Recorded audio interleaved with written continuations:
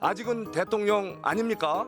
이 부분에 대해서 최소한의 예의와 또 여러 가지 다른 대안적 수사 과정이 있을 텐데 왜 그런 걸 검토 안 하고 이렇게 무리하게 국민적 분노가 치솟고 또 치솟도록 이렇게 그렇게 해서 뭘 얻었습니까? 뭘 얻었어요? 오동은 우리 공수처장님 나와주세요. 자, 공수처장님, 이번에 대통령에 대한 수사 전반의 과정에서 과연 수사권이 공수처에 있느냐 없느냐에 대한 논란이 있었는 거 아시죠? 자, 두 번의 그 체포영장 그다음에 자, 그리고 구속영장 발부로 자, 내가 얘기하니까 좀 이따 해결되었습니다.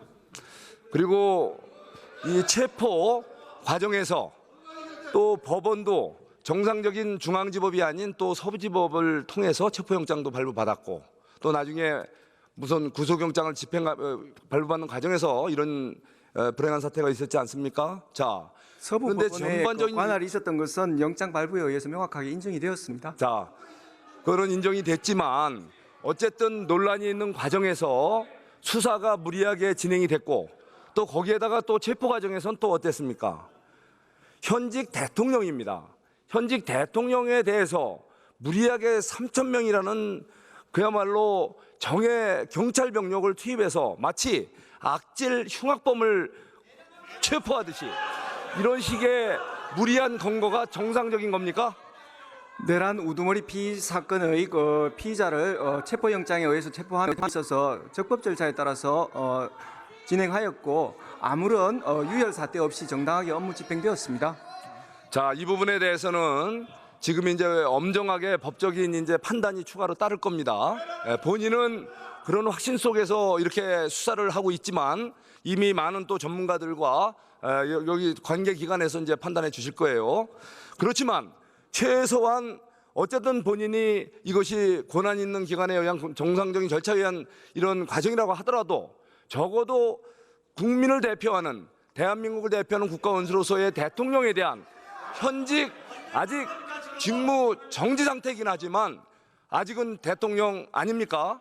이 부분에 대해서 최소한의 예의와 또 여러 가지 다른 대안적 수사 과정이 있을 텐데 왜 그런 걸 검토 안 하고 이렇게 무리하게 국민적 분노가 치솟고 또 치솟도록 이렇게 강경한 그리고 무례한 방식으로 이렇게 진행하는지에 대해서 한번 얘기해 보세요. 의원님 전혀 그렇지 않습니다. 저희들은 적법 절차의 원칙에 있어서 한치의 어긋남 없이 체포영장을 집행하였습니다. 전혀 문제가 없습니다. 자, 그리고 이번에 또 우리 가족들 접견도 제안하고 서신 송수신도 제안했죠. 이게 변호인 외 일반적인 경우에 그렇게 하지 않지 않습니까? 왜 이렇게 강력하게 이렇게 제안하는 거예요? 의원님 그 다른 피의자하고 똑같이 그런 부분에 대해서 조치를 취했습니다. 별로 특이 사항이 전혀 없습니다. 자, 과거 위원해산 정당의 그 대표였던 이석기 이분만 해도 최소한 가족과의 접견을 허용했다고 합니다. 알고 계세요? 왜 이렇게 무리한 이런 대통령에 대한 그야말로 착수단계부터 체포 수사 거기다가 최근까지는 또 강제 구인을 또 세 차례나 시도했죠. 그렇게 해서 뭘 얻었습니까? 뭘 얻었어요? 무리한 수사와 체포, 구금, 수사 과정에서 여러분들이 얻은 게 도대체 뭡니까? 의원님 정당한 법 집행입니다. 지금 구속영장 조사에 임하지 않는 피의자를 상대로 구인 절차를 저희들이 진행하였고 적법 절차의 원칙상 전혀 문제가 없는 조치들입니다. 자, 문제가 없다고 하지만 국민들 관점에서 또 법적인 엄격한 내 관점에서 바로 공수처가 지금 엄청난 착각을 하고 있다는 거 그리고 국민적 분노를 높이겠다는 거는 알고 계신가요? 의원님 저희들이 취한 조치를 만약 취하지 않았다면 그거야말로 문제가 될 것입니다. 저희들은 절차상 전혀 문제 없는 조치들을 한 것입니다. 자, 들어가세요.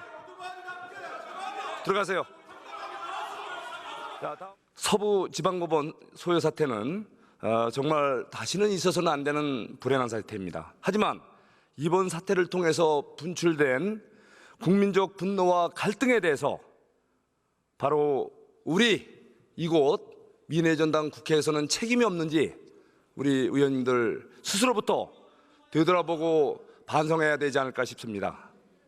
바로 이 신성한 민의의 전당에서 그동안에 거대 야권에 의해서 얼마나 많은 인사 발목 잡기가 있었습니까? 얼마나 많은 탄핵이 남발됐습니까?